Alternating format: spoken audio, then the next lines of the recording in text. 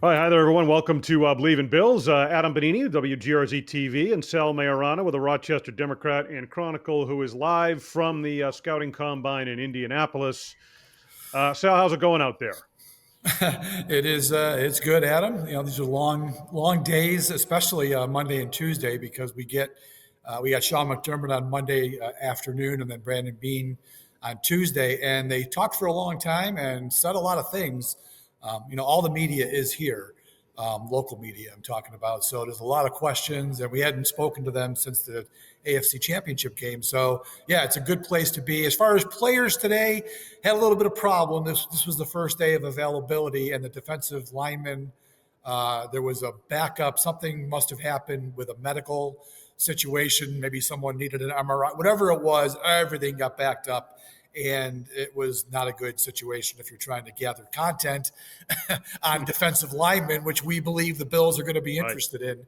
So yeah, that wasn't a great part of today, but otherwise everything's going good. Love Indy. You've been here many times. It's a Yep. great city, easy to get around. So outside of the little snafu today, all good. Yeah, the way they have that whole thing set up with Lucas Oil and the convention center, I mean, it's just sort of ideal for an event like this, which has grown so much and it's the first real big event of the NFL Oh offseason. yeah, yeah. I mean, I remember coming here. We used to do it in the old Hoosier Dome before they built Lucas Oil, and they just had us out in a.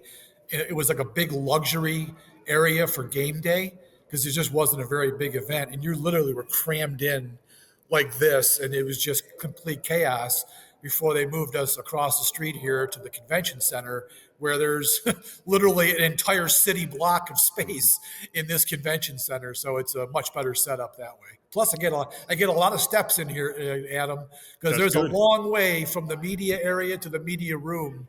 So I get a lot of good steps in here on my never-ending quest to lose weight. Yeah, well, hey, I mean, you are consistent, if nothing else, with that, man. Every Yeah, time we do one of these, you've just finished your step, so I'm I walking like the hearing dog that. or something. Yeah, exactly.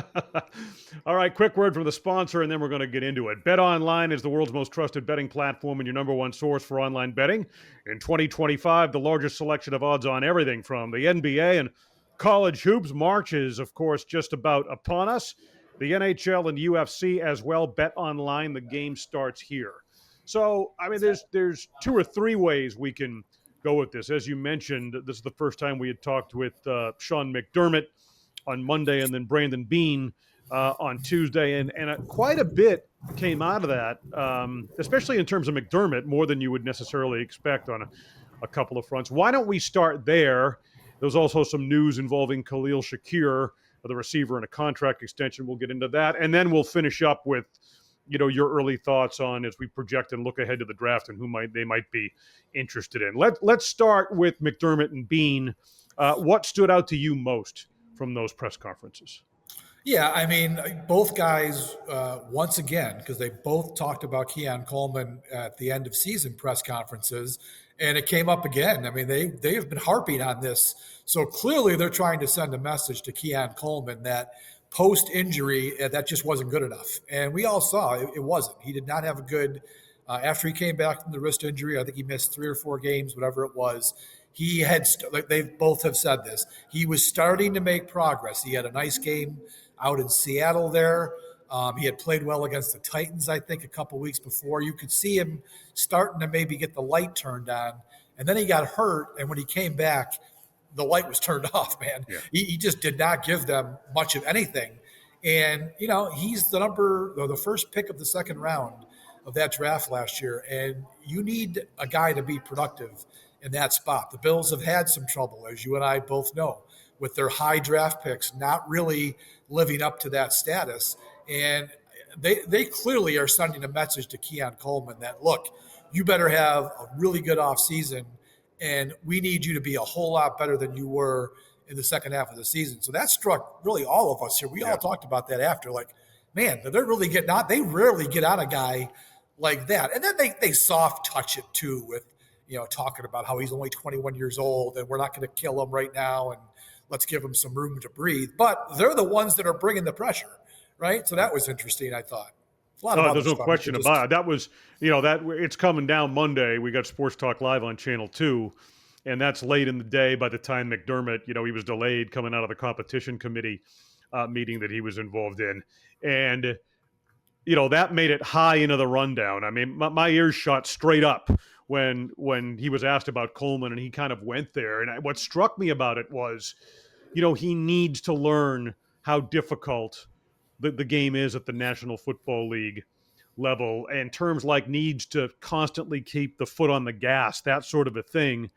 A very clear message that Coleman himself needs to raise the bar. And they very clearly set the level of expectation for this offseason and looking toward next year. Yeah, I mean, look, they need him to become a key contributor next year. Now we'll talk about the Shakir extension. They've got him in place, and he's a fine player. I mean, I think that was a smart move to extend him. But Keon Coleman has got to step up next year and be a more productive player. And I think because they may not be sure about him based on what they've been saying, and the likelihood that Amari Cooper's not coming back, I don't think, and maybe not Matt Collins, they need to add to that wide receiver room. So even more, they need Coleman to step up. They don't need to be replacing 3 guys. Right now, they might be replacing 2 guys. So I think that's really kind of a key thing. The Shakir extension, it's the first one of the 5 that we've been highlighting as, things that we wonder what they're going to do. I think in our last show, we kind of ranked who they should have done. And I had Benford first on that list, but I guess the Shakir extension was probably a little bit easier to do than a Benford extension, because Benford could end up he could cost them over $20 million a year. So I think that's going to take a little more time, assuming they do it, which I think they will. I think the Shakir one, 5th round draft pick. They're not breaking the bank. $15 million is a hell of a nice deal, but that's still not in that, Jamar Chase is asking $30 million a year type of thing. So I think it was a good one for Beane to get off, jump off deck there and get it started. And now we'll see who's next. I'll be curious to see which next guy gets an extension here. Yeah, I mean, Benford, we both agreed should be at the top of that list because of they have a need at corner anyway, and you got to lock down the one that you've got, and it projected upwards of $22 million based on market value and his level of play. So you're right, that is complicated. And I had referenced that I thought, based on value and someone who is likely to elevate their game and play such an important role, I thought Terrell Bernard was one they might try and get done as well. And Beane took his foot off the gas a little bit in terms of, giving himself, they'll let these run into the summer, he said. They don't necessarily have to do it by the start of the league year. And they are getting a little bit of help in terms of the salary cap. Before we move on, I want to go back to, Keon Coleman was the main focus of the remarks from Sean McDermott. But Dalton Kincaid, in terms of recent high draft picks, McDermott picked right up on the narrative that came out of the postseason news conference about his need to get, stronger and more durable. I mean, he stayed right on that point and emphasized the need for that. Yeah, he did. And then Beane came back the next day and really hammered home the point that Kincaid had to put up with a lot of stuff last year, injury-wise. So it was interesting. Sean says he needs to get stronger and more durable. And then Beane kind of came back with, well, that's true, but he also performed as well as can be expected based on what he was going through with the knee injury. There may have been a second injury too. I'm still confused a little bit on.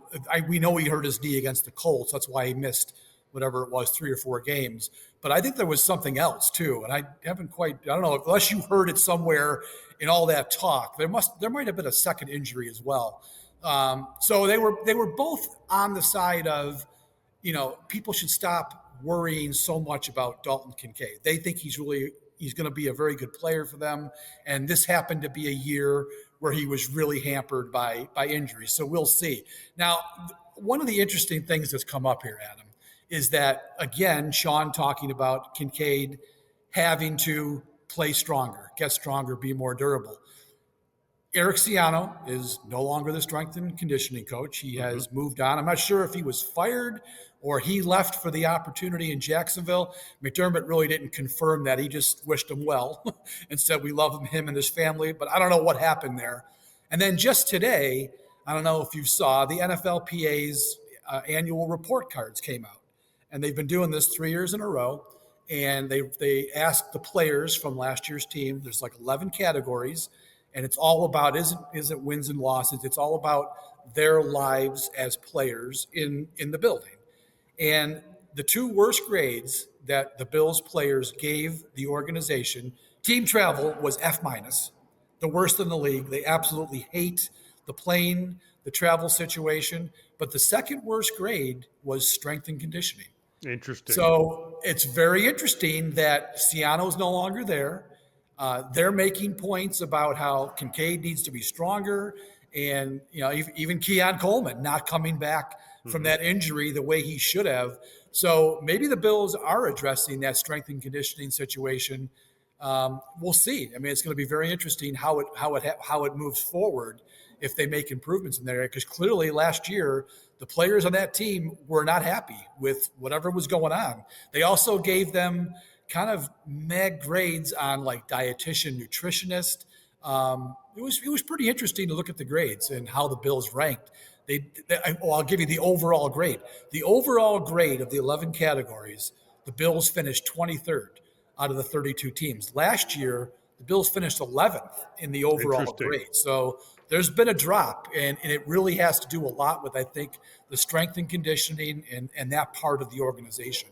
They built that amazing facility, right? Yep. And to hear that, I had not seen that at the time that we have recorded. It just literally just came out 20 minutes ago. And to hear McDermott going back to Kincaid, I thought it was interesting how he talked about, going from year one where Kincaid had made an impact and then transitioning and dealing with the injuries and kind of the cumulative effect over 2 NFL seasons, right? But he talked about, I think he used the words pattern or tendency when it came to Kincaid's durability, and that he finished the point by saying we really need to address this and find solutions to it. So that fits right in line with what you're talking about. I mean, interesting. I mean, to be fair, the Bills look at how healthy they were as they got toward the end of the season. And that's a really good point. They were very low on the list of man games lost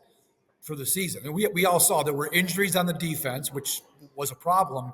But when you look at the whole league, the Bills' injury situation was one of the best ones in the league, especially on the offensive side. They hardly lost anybody on offense. So it's really weird how this whole dynamic about the players apparently not being real happy with what's happening behind the scenes there, but only a few players really missed any type of significant time, and Kincaid was one of those.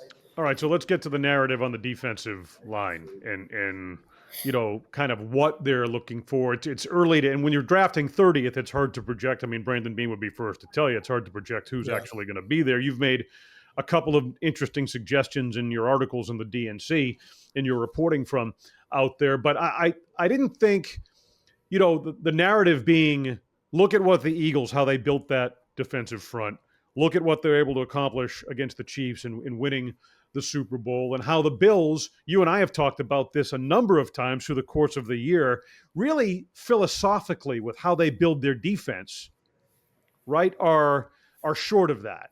And the results, again, speak to it. I didn't they're open to it, but they were kind of, I thought, vague in their responses. And maybe they don't want to give away too much, but do you get the sense, I guess my question, Sal, is that there is going to be some type of philosophical shift in terms of how they build that defensive line, particularly on the inside, moving forward? Yeah, I don't know if they're not going to give up that type of information. And I'm not quite even sure if we can glean anything that was said about a shift in their philosophy on the defensive line. Now, I did ask McDermott point blank about playing more man defense because they did hire this Ryan Nielsen. Is it Ryan Nielsen who was going to be the? Yeah, I forget, one of these defensive hires apparently. Defensive assistant. right? Right. He's been schooled. He's very good with man-to-man coverage or whatever. And we saw them play a little bit more man in the playoffs. I asked McDermott about that. Are you considering playing more man coverage? And he said, no, don't read too much into that. That was a lot of circumstance, especially in the Kansas City game, where they did play a lot of man because they couldn't stop. Mahomes was getting the ball out too quick, and they needed to change it up. So he said, don't be reading into we're all of a sudden going to be a man team. So we'll see where that goes. But as far as the defensive line, look, it's been very clear that they've had a philosophy of what type of defensive lineman they like here. They want guys who are versatile, who can play. They want their edge rushers to be able to move inside and help out in passing situations. And they also want guys who are athletic, not so much big, brutish type of players, right? Ed Oliver is the clear example of that. But whether they want to admit it or not, Adam, this defensive line is too light. They need to get some bulk on that group. Ed Oliver needs more than Daquan Jones playing next to him. If he wants to be, if they want him to be the player that they've drafted him to be, a penetrating, quick defensive tackle who can disrupt in the backfield, he's not able to do that if he hasn't got a guy next to him who's a 340-pound guy who's going to swallow two blockers. Daquan Jones has been able to do that in flashes. I mean, he's been a decent player for the Bills when he was healthy. Obviously, missed a lot of last year, or 23. He's been okay at that, but they need better. He's 33 years old, Adam. I mean, I'm perfectly on board with if they move on from him and saving some money on his he's owed $8 million this year. I would be okay with them moving on from Daquan Jones and drafting a stud defensive tackle. I've been pointing to that for the last month, that I think that's where they need to go. So we'll see, but they need to change the philosophy of the defensive line and what they expect those guys to be and what they expect them to do. Yeah, there's no question they have to do it. And the Eagles are, of course, the ultimate example of it. And this is something they've tried to address for years now, as we've said, since the first AFC Championship loss to the Kansas City Chiefs, and they've still fallen short in that particular area. And now, obviously, the need to upgrade the pass rush, and also with teams, reverting back to the run here, quality teams running the football more. There's been a little bit of a philosophical shift offensively in the NFL to that. I mean, you need that girth to deal with all of those issues. So I would expect them to address it early in the draft this year. Who are, again, drafting 30th, it's hard, but who are some of the guys maybe that the defensive players will be on the field on Thursday in Indy? Who are you kind of looking at out there as possibilities at 30 for Buffalo? Well, the one guy who stands out who might get to them, and it might not happen, is the kid from Michigan, Kenneth Grant. Now, his teammate Mason Graham is the stud. He's probably going to go. He's at least a top 10 pick, maybe a top 6 or 7. So Grant is going to be somewhere, we think. I've seen him mocked everywhere from, say, 14th all the way down to 30th. So it's going to be a crapshoot to find out where he lands. And then you wonder, okay, wait a minute. So Mason Graham, we know he was great at Michigan. Is that why Grant was also a very good player? They played right next to each other. So you wonder what's what there. But Grant looks the part to me. I mean, he was one of the guys that did make it out for the media session today, and he looks the part. He's got the size. I think he goes, I want to say he's in that 325 range. Seems like a pretty good athlete when you watch him on tape. So he's a guy that I've been thinking about. But again, that might take a trade up. He might actually go higher than 30th. Yeah. The guy that I am looking at is a kid named Deion Walker out of Kentucky. And he wouldn't be a first round pick. He'd be a guy that you would hope to get with, they've got the picks 56 and 62 in the second round. And he might be in that range. 345 pounds, Adam. He is known at Kentucky as a run stuffing player, just a man eater. He was all SEC, I think, twice, which is the SEC. That's what, it's the best of the best. So that's the kind of guy that I think they should be looking at. And if he's there at one of those picks in the second round, I think that's a place the Bills should go. And you think back to last year, Tavondre Sweat out of Texas. was sitting right there. He ended up going to the Titans, I think, at like 38. So the Bills took Keon Coleman at 33 with their first pick of the draft. And I remember with Sweat, there was there was a DUI, I think, that came out on him from a few years earlier. And there was that one little black, that red flag that you wondered about. And I don't know if that influenced the Bills in any way, but you look back on that draft, how good would Tavondre Sweat have looked in this defense? And I see that same player when I see Deion Walker of Kentucky. So All right. maybe that's a play. Maybe they go wide receiver or edge rusher in the first round if somebody's there, and then get the tackle in the second round. But we both know in those first two rounds, they need to get at least one defensive lineman, and they have 3 picks. Maybe they get 2 defensive linemen. Yeah. Right. That fit that description. Size. Yeah, size. 310, 320. In the case you're pointing out, 3'4", but you want size. They got to get heavier up front. That's absolutely. I would imagine if they pick 2 defensive linemen, they're going to take a tackle, and they're probably going to have to take an edge rusher. Right. Because we would assume, although they keep talking around this Von Miller issue, like they keep making it sound like, he might take a pay cut again and we'd be happy to have him back. I really hope that's not going to be the case. I think it is time to cut the cord and move on. And if they do that, they are going to need an edge rusher. And we all know those are very expensive in free agency. So that's probably going to have to come for the draft. So with those 3 picks in the first 2 rounds, they might have to take, if they go 2 D linemen, I think edge rusher would have to be 1. But priority number 1 for me is a big defensive tackle. All right. I was going to ask you about Miller, but you pretty much addressed that. And he could be a post-June 1, right? See, now that I wouldn't do. If I'm the Bills, Adam, and if they want to be smart about this, I know you would get more savings, okay? But you would have to push the dead cap into 2026. And to me, I think the Bills should just – and then you don't get that money either until post-June 1. So you can't use that money – whatever it is, $8.3 million, I think it is. You can't use it when free agency starts. You've got to wait till June 1. If I'm the Bills, I would just cut them, get the savings, and you can use it in free agency right away. And then your dead cap, I know it's $15 million. It sucks, but you knew you were going to pay that bill at some point. Just get it off the books this year because they're in a relatively decent spot. I mean, they're still over, obviously, but they're way better off than they were last year. He won't have to do quite as many moves to get them in a spot where they can spend some money. Just eat it. If you're going to cut them, just eat it this year and be done with it. That's my philosophy. All right, just 2 other quick points before we wrap it up here, things that kind of stood out to me. And this comes as no surprise, but it certainly doesn't sound like James Cook is going to get $15 million a year. I asked Beane in the scrum with the local guys yesterday.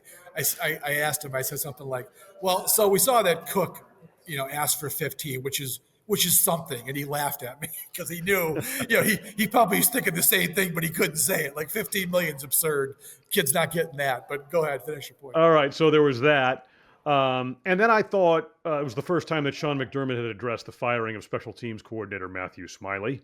And they bring on Chris Tabor into that role.